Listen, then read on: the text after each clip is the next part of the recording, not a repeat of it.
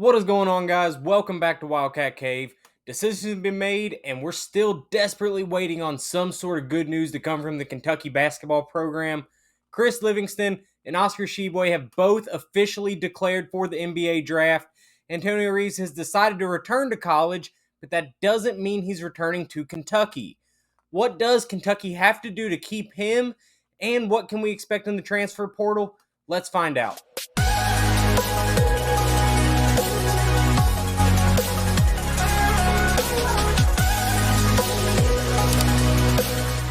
First, I have to apologize for canceling the live stream last week. The Kentucky baseball team was playing for a region championship, and I felt like it was my duty to root them on, which did work. They are playing LSU in the Super Regionals. We will now do the live stream this coming Thursday, June 15th at 7:30 p.m. These are always a ton of fun, and they create really good conversation. So set a reminder and subscribe, and click the notification bell so you can join in on the off-season conversation. But first, let's talk about who decided to leave.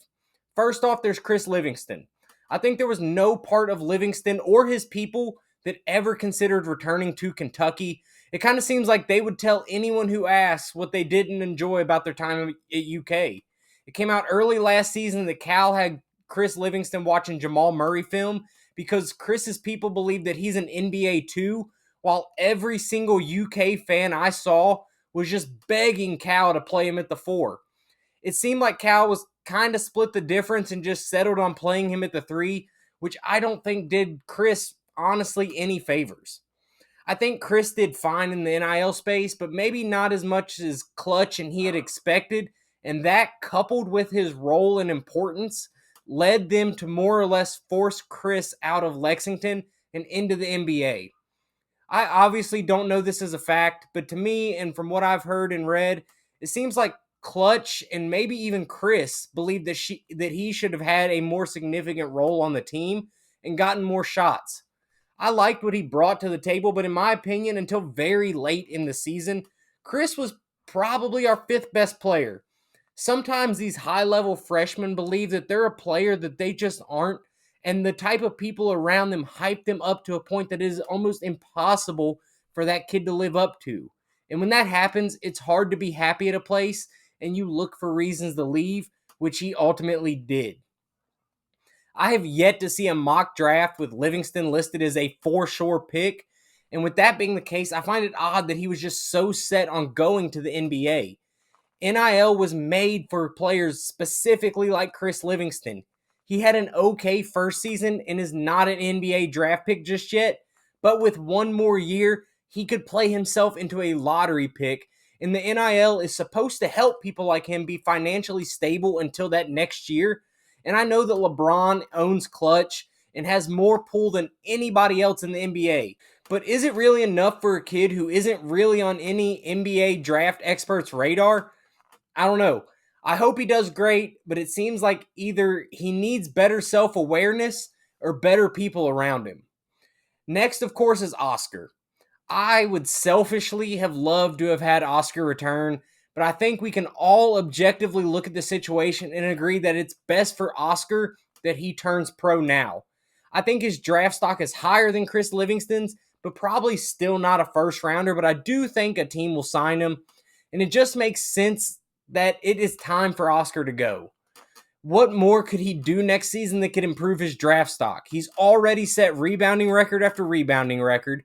He's had crazy high-scoring games. He's been National Player of the Year. The only thing that would really help him prove that he is an NBA player is if he developed a shot from the outside, but we know Cal is not going to allow him to do that here. Not to mention, he's already 23, going on 24.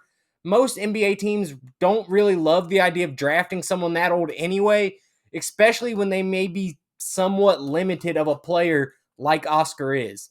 The only real part of returning to college that makes sense for Oscar is NIL. And that's only if the money is guaranteed, or as guaranteed as Cal would allow it to be. There is money to be made for Oscar at Kentucky, but probably less than there was before, and maybe still better than a chance in the NBA. Also, I don't believe the rumors that Oscar was asking for $8 million to return. I don't think anyone in college has made, honestly, even half of that, and I don't think Oscar asked for that much. All we can do as Kentucky fans, though, regarding Oscar, is shake his hand and thank him for his 2 historic seasons here. And now we have Antonio Reeves. This is a guy who, by the end of the year, was, if not our best player, our best scorer. And I think that if everything was equal and he could go anywhere in the country, he would pick to be back at Kentucky. He announced that he is withdrawing from the NBA draft, but keeping his college options open. Like I said, in a perfect world, I think Reeves is back here, but it seems like Kentucky either can't or won't address certain issues limiting him from returning. The number one factor for Reeves seems to be NIL. His campus said that he did okay last year, but it's not what they hoped. Going forward, they wanted assurances from UK that they would do more to help him market himself and build his brand in a way that would increase his NIL opportunity. I don't know what ever came out of those conversations. He was supposed to meet with Cal on Monday, and now here we are almost a week later, and we have no news on that. So that really kind of makes me wonder how that conversation went. There are also people saying that he's currently enrolled in classes at Illinois State. The only reason I could think that he'd be taking additional classes would be so that he's eligible to become a grad transfer and further explore his options at other schools.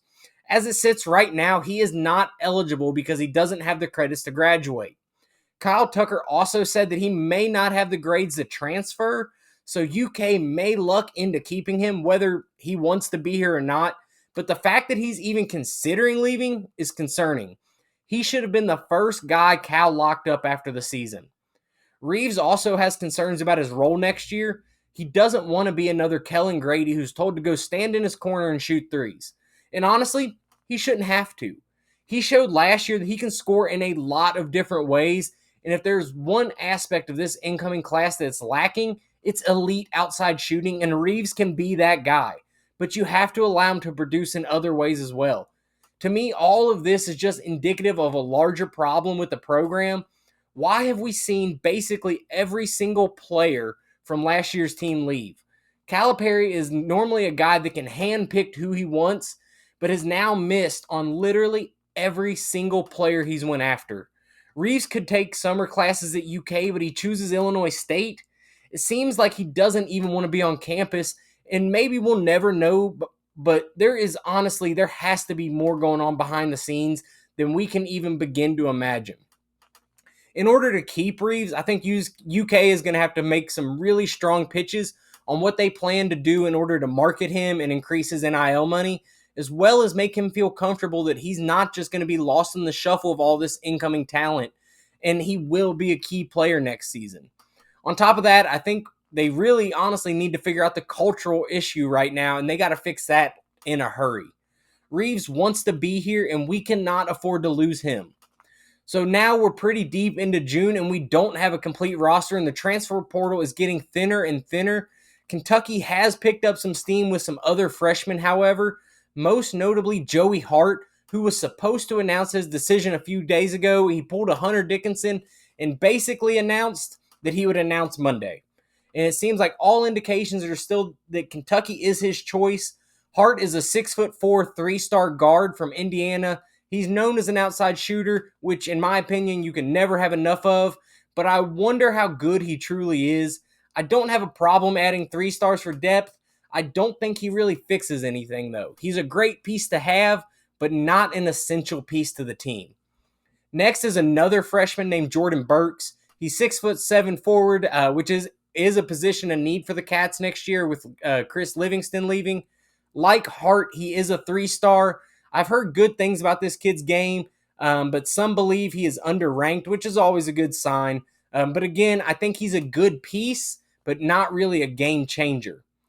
Finally, the newest prospect on Cal's radar and currently on UK campus visiting is Somto Surreal. He's a big 7-footer. He comes from the Rob Dillingham camp of the Overtime Elite players. He's also a freshman, but he is a 4-star. Originally, his plan was to graduate this past spring, which he did, and then play another year in Overtime Elite and turn pro. But now that Kentucky is making a hard push, he may be leaning towards becoming a Cat. Like I mentioned, this dude is huge. I haven't watched a ton of him, but from what I have seen, he has the body to play in college at a high level and is definitely powerful. I'm just unsure of his actual talent and ability. I'm not saying he's bad. I just honestly don't know much about him yet. He looks promising. I would assume he would be brought in to start over Ugo. So while it does seem like we're putting pieces together, I'm not totally sold on a roster of 8 true freshmen and 2 sophomores who basically have no playing experience. Hopefully they can get Reeves back, which will add at least a sliver of experience. But in my opinion, if they get Reeves back, they still need one more transfer, preferably a big who has real college experience. And if they can do that, then we just kind of see what happens. Thank you all so much for watching this video. Be sure to like and subscribe. Click the notification bell so you don't miss the live stream this Thursday, June 15th at 7:30. Let me know in the comments how you feel about these potential pieces Cal has coming in and what would you need to see to be confident going forward into the season. I will see you guys on the live stream Thursday at 7:30. Go Cats.